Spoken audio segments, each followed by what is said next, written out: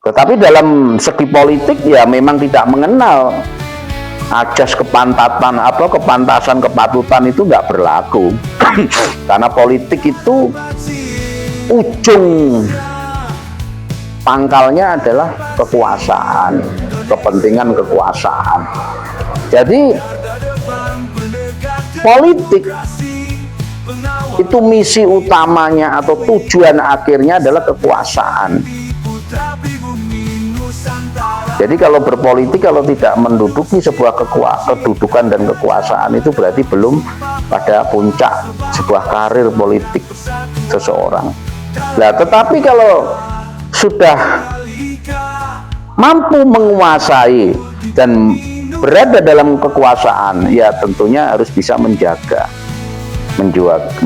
hati, pikiran, ucapannya dengan hal-hal yang merasa cukup, bersyukur, cukup telah mencapai puncak ini, bukan terus merajalela.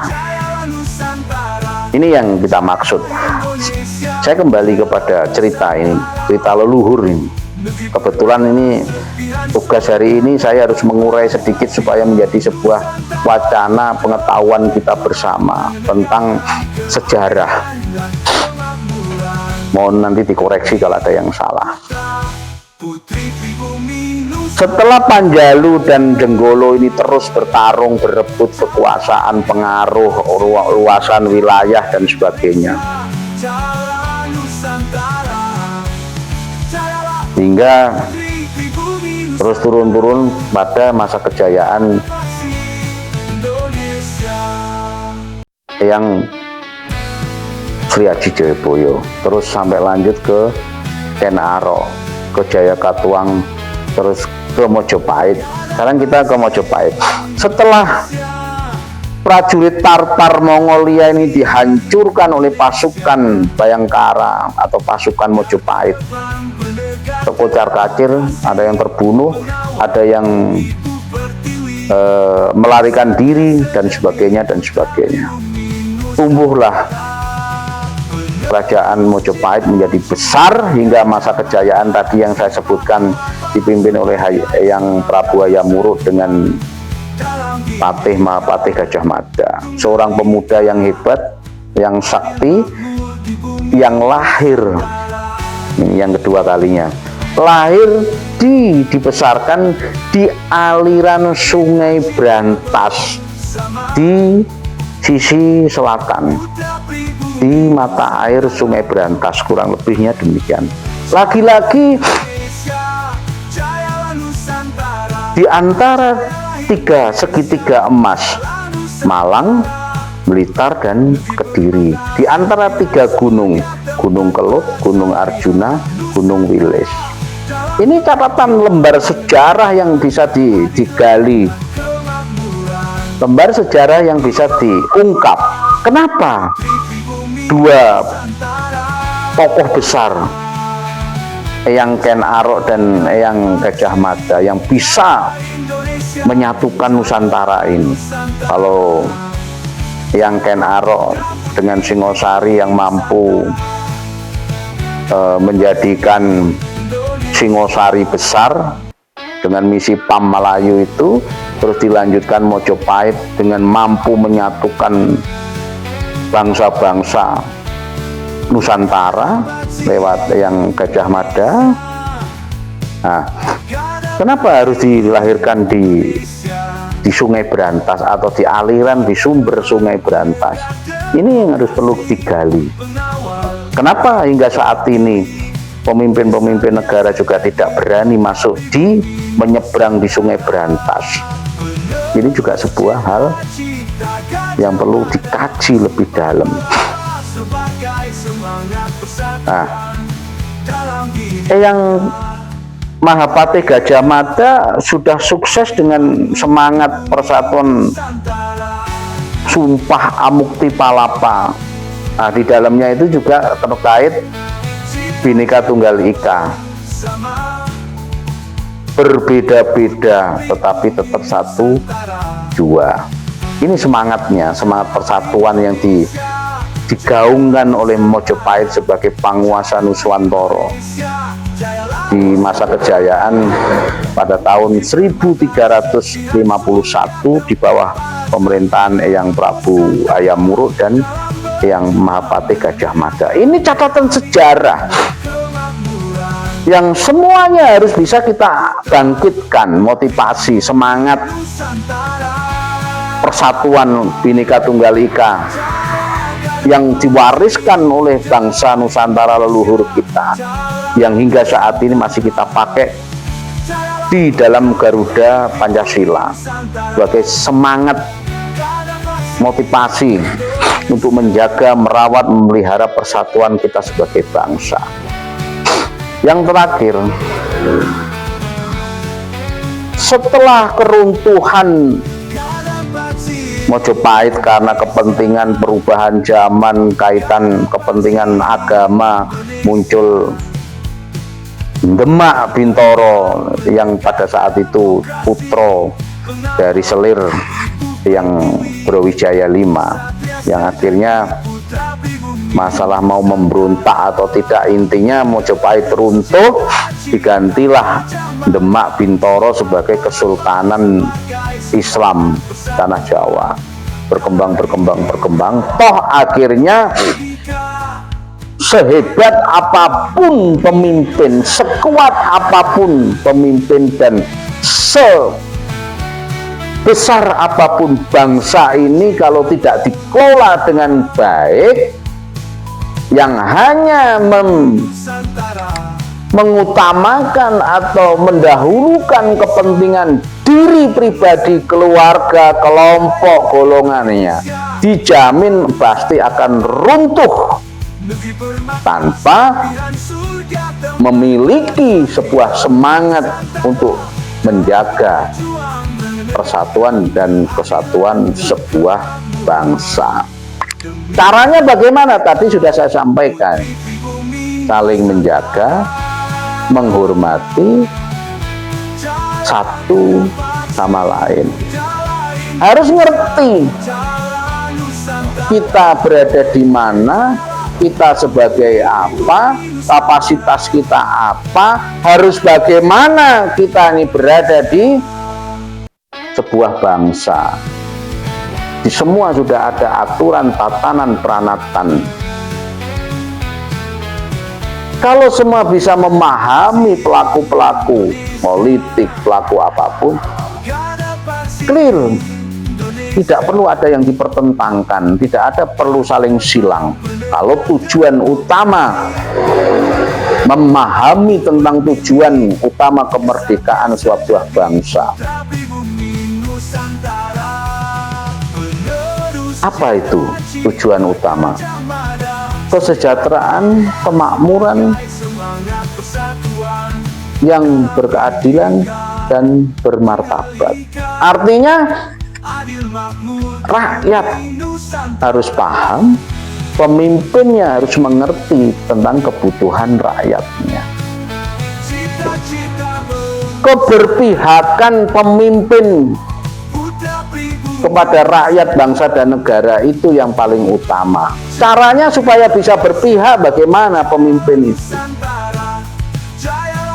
Tentunya harus memahami, mampu seorang pemimpin menyelaraskan hati, pikiran, dan ucapan dalam tindak lampah lakulan pangucape. Artinya tingkah laku, perbuatan, dan ucapannya ini harus bisa diselaraskan dengan hatinya, pikirannya, dan ucapannya itu, sehingga seorang pemimpin tidak boleh mencela-mencela. Paham ya? Mencela-mencela itu tidak bisa dipegang omongannya. Satu. Yang kedua, tidak boleh seorang pemimpin bicara esok dele, sore tempe. Artinya apa? pagi mengatakan A, sore sudah mengatakan B. Ini ciri-ciri seorang pemimpin yang munafik, yang tidak bisa memberikan rasa aman, nyaman, dan bangga terhadap rakyatnya. Tentunya tidak mungkin seorang pemimpin yang memiliki karakter itu mampu untuk mensejahterakan, memakmurkan sebuah bangsa. Ini kita kembali yang tadi 3 pemimpin. Satu lagi pemimpin yang lahir di segitiga emas, Kediri, Blitar, Malang, dan dilahirkan di antara sumber aliran Sungai Brantas, yaitu Insinyur Soekarno. Pemimpin-pemimpin besar ini silakan dibantah atau silakan dikoreksi. Kalau pemahaman saya, 3 tokoh besar di Nusantara, Eyang Ken Arok, Singosari, Eyang Mahapatih Gajah Mada, walaupun patih tapi adalah pengendali pemersatu bangsa Nusantara Majapahit. Yang ketiga, Insinyur Soekarno, dengan membawa semangat Bhinneka Tunggal Ika dan membawa yang namanya alat pemersatu bangsa yang namanya bahasa Indonesia. Ini harus dipahami. Yang mungkin lebih tahu, tapi ini harus diurai, disampaikan secara terbuka supaya menjadi sebuah ageman, paugeran bagi bangsa ini, bahwa bangsa ini bertahap-tahap dilalui hingga saat ini.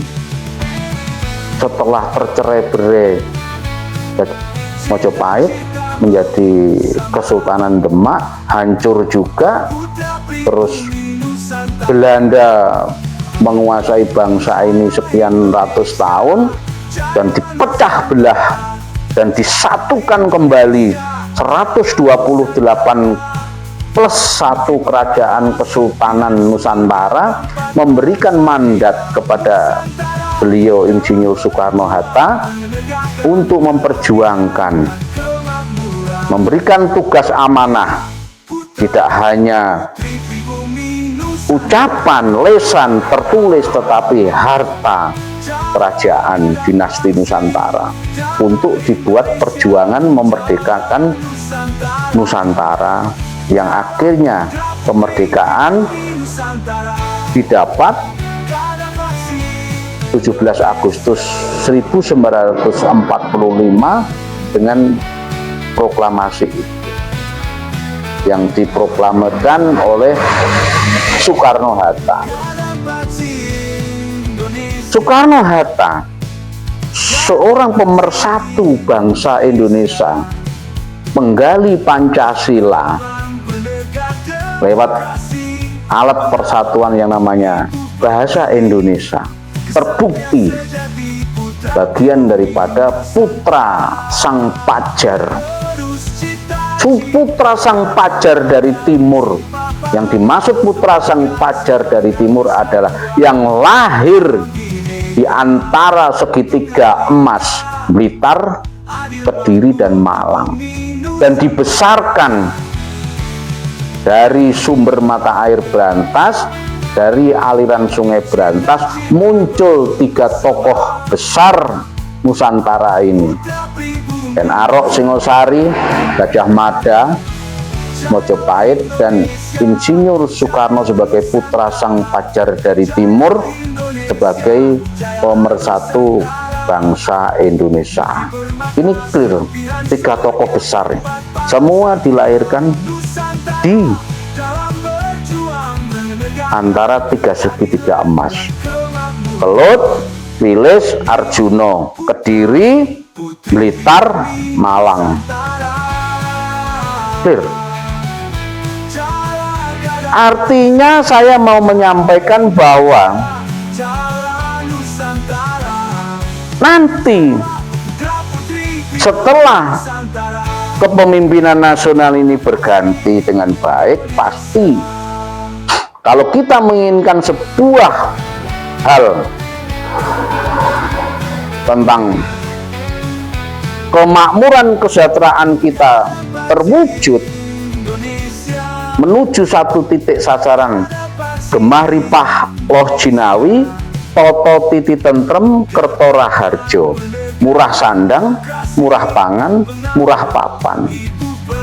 Tentunya pasti akan muncul satrio sejati, satrio nuswantara, putra sang pajar dari timur yang keempat kalinya yang akan dimunculkan di antara 3 gunung Wilis, Gunung Kelut, dan Gunung Arjuna, 3 kota atau segitiga emas, Kediri, Blitar, dan Malang. Di situ akan muncul pemimpin besar yang keempat kalinya. Sebelum itu nanti kita tidak akan membicarakan, karena kita tidak boleh membicarakan sesuatu yang itu menjadi rahasia Tuhan.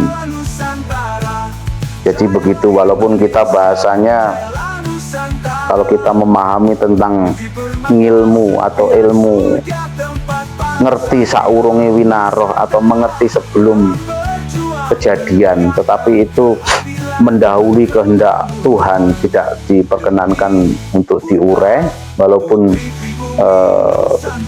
bisa kita baca.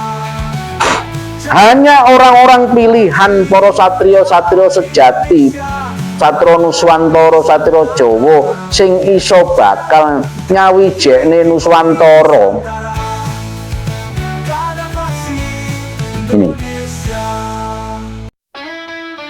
kita akan kembali kepada tatanan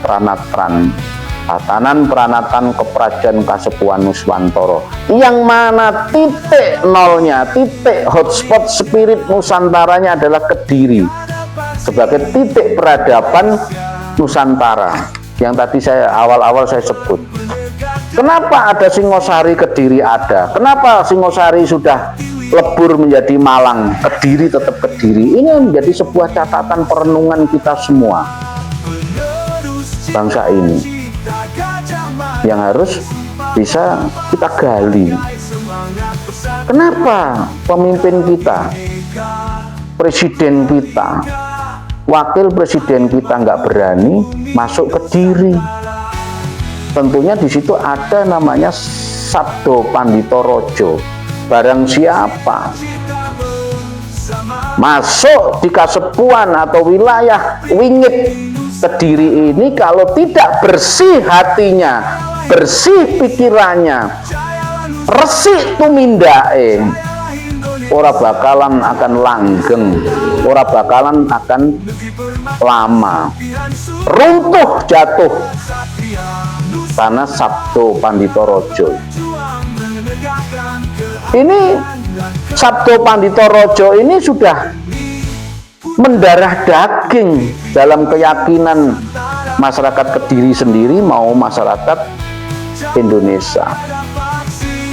Dan itu silakan dibantah, silakan tidak dipercayai, silakan apapun, tetapi kenyataan bisa dibuktikan sampai detik ini. Siapa pemimpin bangsa Indonesia yang berani masuk di Kediri tetap runtuh, tidak butuh waktu lama. Artinya ini momok atau beban psikologis bagi seorang pemimpin Indonesia. Kenapa Kediri tidak bisa ditaklukkan? Ya karena tadi Kediri adalah hotspot spirit Nusantara, titik nol peradaban yang masih steril dalam auranya, dalam terjaga oleh leluhur agung Nusantara. Sehingga satu-satunya cara bagaimana nanti ke depan pemimpin itu bisa masuk Kediri, ya harus pemimpin pilihan alam, pemimpin pilihan leluhur yang hadir, yang dimunculkan di antara tiga segitiga emas tadi, Kediri, Malang, Blitar, Kelut, Wilis, Arjuna. Di situ akan muncul namanya putra sang Pajar dari timur yang keempat kalinya, Kira-kira demikian. Tetapi ini jangan dijadikan sebuah keyakinan, tapi ini perlu digali, didiskusikan apa yang saya sampaikan. Kira-kira demikian.